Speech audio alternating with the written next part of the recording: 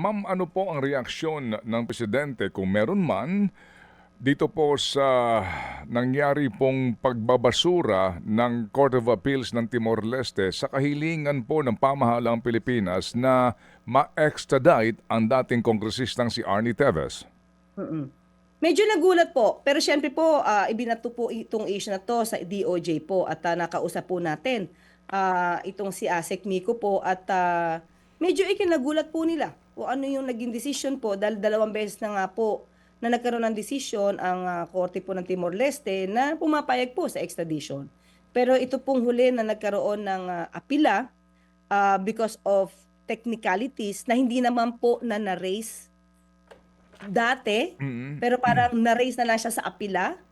Eh, sa atin po kasi, sa batas po natin, sa rules po natin, kapagka po ba yung mga issue, ay hindi na-raise sa appeal, hindi na po siya acceptable. Mhm. Pero iba po yata ang nangyari sa Timor-Leste dahil yung mga issues about technicalities na na-raise lang for the first time ay nabigyan pa po ng, pansin dun sa apila.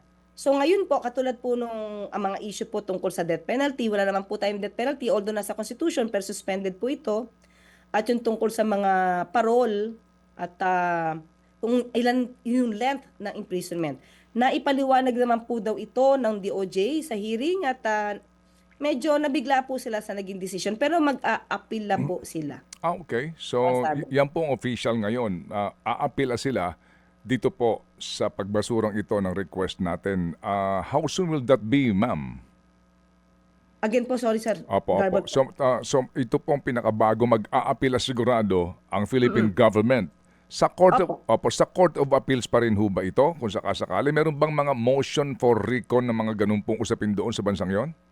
Ang sabi po kasi ni, Asik Miko, wala pa pong Supreme Court na masasabi kung saan, ifa-file ang appeal Mhm. ng, gobyerno. Dun pa rin po sa Court of Appeals po ng Timor-Leste. Opo. Meron po kasing claim na ang isa sa mga dahilan kung bakit ito binasura ay dahil po sa bumaligtad yung mga testigo ng Estado, no? Recantation ng mga nangyari. Ito ba nakaabot na po sa inyo, ma'am? Hindi pa po nakarating sa akin kung may recantation ng mga witnesses. Ang nasabi lang po natin ay nagdesisyon daw po ang, Court of Appeals ng Timor-Leste more on the technicalities daw po. Patungkol sa mga death penalty, Mm, mm, mm, mm. parole at saka Mhm. yung length ng imprisonment. Ma'am, ano po ang masasabi ngayon ng palasyo sa mga sinasabing biktima nitong mga pangyayaring ito kung saan nga inaakusahan po no ng murder ang dating kongresista na ngayon po'y na yung ano na umaasa sa pagbabalik po ng kongresista para po umusad na ang pending case laban sa kanya.